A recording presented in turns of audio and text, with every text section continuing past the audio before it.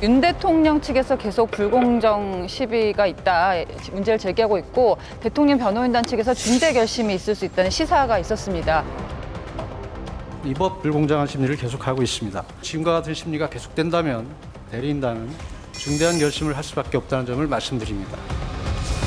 중대 결심이라면 일반적으로 생각할 때 이제 그 대통령 측 그 대리인단, 변호인단 총사퇴를 생각할 수 있고, 또 이제 두 번째로 나오는 얘기가 대통령이 아예 그냥 탄핵 심판 결정 나오기 전에 하야하는 거 아니냐 이런 얘기가 나오는데 저는 후자 쪽은 가능성이 별로 없는 것 같고요.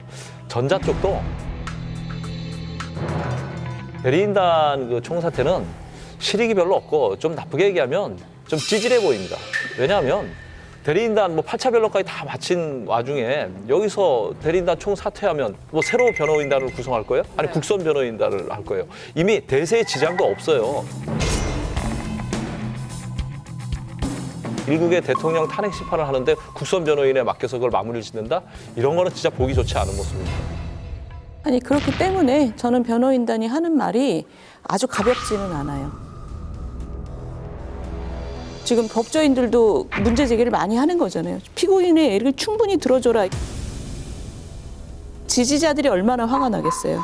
이 지지자들이 엄청 화가 나서 사회적인 그 갈등이 어마어마하게 오를 텐데 헌재의 책임이 거기 없다고 할 수 없단 말입니다.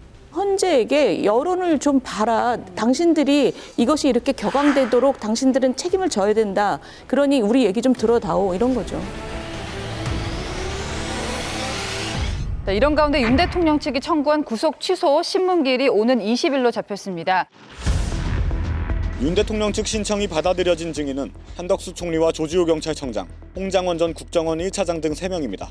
윤 대통령 측은 한 총리를 상대로 야당의 횡포로 계엄이 불가피했다는 주장을 펼치고 국회 측은 국무회의의 절차적 하자에 대해 집중 신문할 것으로 보입니다. 헌재는 오는 20일 세 사람에 대해 각각 90분씩 신문하기로 했는데 윤 대통령 측은 곧바로 기일을 바꿔달라고 신청했습니다. 내란 사건 형사재판의 첫 변론 준비 기일과 일정이 겹치는데 변호인 상당수가 양쪽 재판을 겸하고 있기 때문입니다. 20일 형사재판에선 윤 대통령의 구속 취소 청구에 대한 심사도 예정돼 있습니다. 청구 자체가 굉장히 이례적이다 이런 평가가 많은데요. 이건 어떤 의미로 봐야 될까요?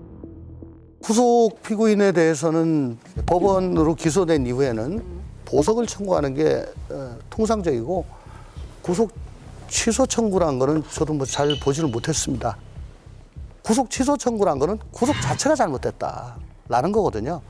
공수처의 대통령 구속 수사에 대해서 저는 수사권에 문제가 있다라고 생각을 합니다. 아마 법원에서 그 점을 가지고 공수처 수사권은 없는데 대통령을 구속한 거는 잘못될 수도 있다라는 취지로 그러면 얘기를 한번 좀 들어봐야 되겠다. 그래서 20일 날 신문기일을 잡았다면 만에 하나 구속이 취소가 된다면 이건 또 정말 초유의 사태로 번지는 거죠.